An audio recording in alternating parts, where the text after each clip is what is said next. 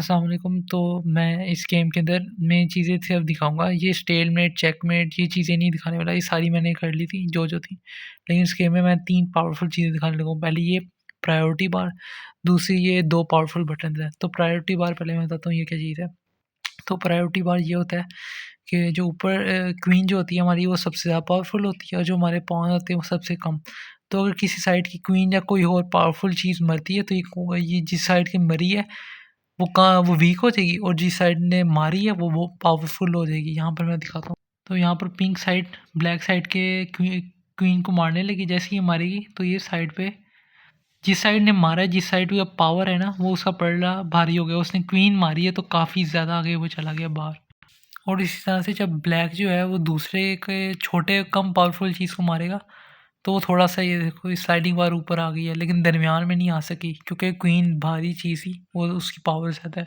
और इस तरह मैं अगर मारता जाऊँ ना, जो साइड अब बढ़ती जा रही है, जिसकी प्रायोरिटी की पावर बढ़ती जा रही है, वो देखो ये इस तरह होते जा रहा है। तो अब मैं इन बाकी 2 बटन्स की तरफ आता हूँ।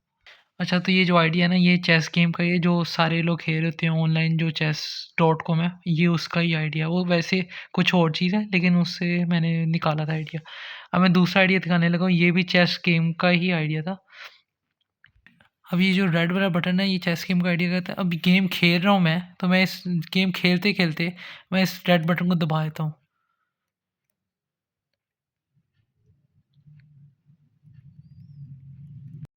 तो अगर मैं इस रेड बटन को दबाऊँ तो यहाँ पर होता क्या है, अब मैं यहाँ पर मैं अपनी पुरानी तमाम मूव्स देख सकता हूँ। ये भी chess.com की है। मैं यहाँ पे जितनी भी मैंने मूव्स खेली हैं, मैं उस मूव को पीछे भी लेके जा सकता हूँ और सेम टाइम पर मैं उसको आगे भी लेके जा सकता हूँ। मैं जब मर्ज़ी कोई भी मैं अपनी मूव दे सकता हूँ। हाँ, और हाँ, अगर मैं अपने बोर्ड पे वापस जाना चाहूँ तो मैं बस एक बटन दबाऊँगा और ये मैं अपने ओरिजिनल बोर्ड पर आ गया और ये मेरा ओरिजिनल जैसा था वैसे ही है और ये सेम chess.com वाला आइडिया है।